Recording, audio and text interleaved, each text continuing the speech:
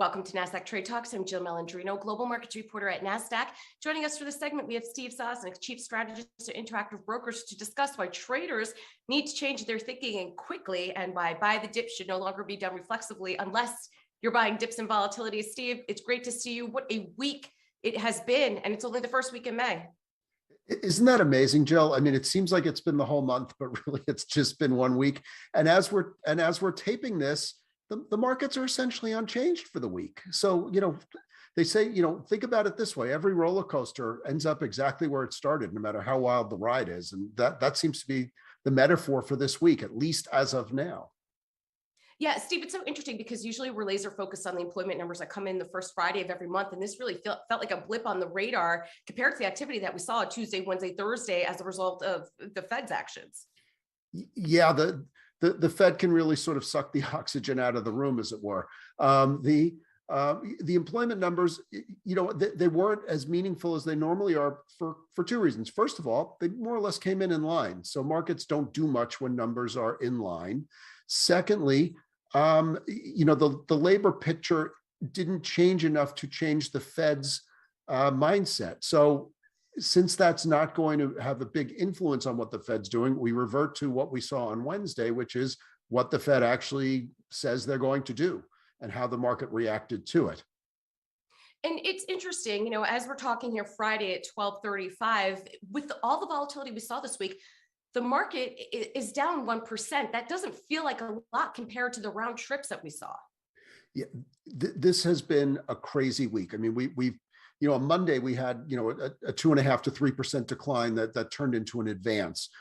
Tuesday was quiet. Wednesday we saw the market shoot up, more or less, as I'm going to call it, an overreaction to one line in his press conference.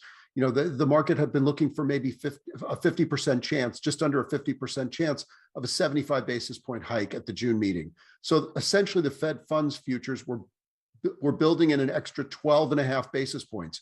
All he did was take that off the table, and we went crazy. The thing was, on Monday and Wednesday, we saw huge dip buying.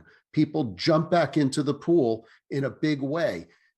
What you alluded to at the top of the segment was, this is not the tactic for now. People don't want to miss the bottom, but bottoming is a process. And truthfully, if markets do bottom, there is only one true bottom. So if you keep hunting for it and paying up each time you see the markets move off that bottom, I'd rather have a little bit more certainty than just chase most of which prove to be false bottoms and ultimately selling opportunities. Keep your powder dry. Yeah, Steve, I would agree with you. And of course, we're hearing about, is this the bottom? Has valuations corrected enough? And I would agree with you. I think I'd rather see a trend than try to catch that falling knife and be very, very wrong, because we have seen this market reverse itself to in triple digits, right? If you're not even just the Dow, but the other major averages as well, which lets you know that there's some big percent moves here. So I thought it was interesting this week that we saw a lot of option selling this week, that premium was being sold. Do you typically see that when you expect a little bit more bullish action coming in? I don't know. Is it because premium is just so expensive, it's a good sell here, or is it something else fundamentally?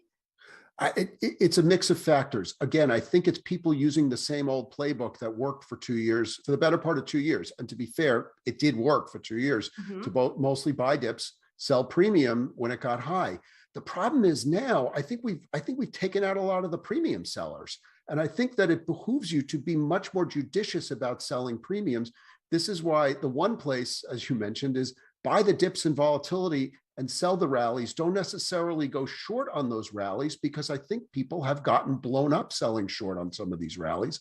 And that means if you're holding the volatility, be judicious about giving it to those who need it.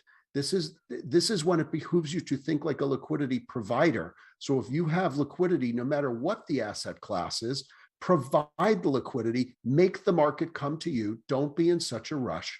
If you've got precious volatility right now, and the inverted volatility futures curves are telling us that there's a shortage of volatility protection available to the market in the short term. If you've got it, be judicious at how you hang on to it, and don't be so quick to short it just because the number is relatively high. I think you've got some real breaks in the market that that as a trader, you want to be careful about acting upon. Yeah, well, it's funny that you said liquidity provider. I haven't heard that expression in at least 2 to 3 years because we had so much excess liquidity in the market. It's interesting that you have to start thinking like that now. But let's take a look at your chart here with some levels in VOLQ, because we could debate, the bottom all day long, but the numbers don't lie. Exactly. What we've seen, if you look at this chart, if this were a stock, this is the bottoming pattern where you see higher lows and higher highs, having taken out that bottom. This is the pattern that we've been looking at. We're seeing it in VOLQ, as well as the other major volatility indices. I would say that if you see VOLQ start to come back into the mid 20s level, I would actually start to be buying probably in the high 20s. And if it gets back into the 25-ish, that's proven to be a bottom in the short term.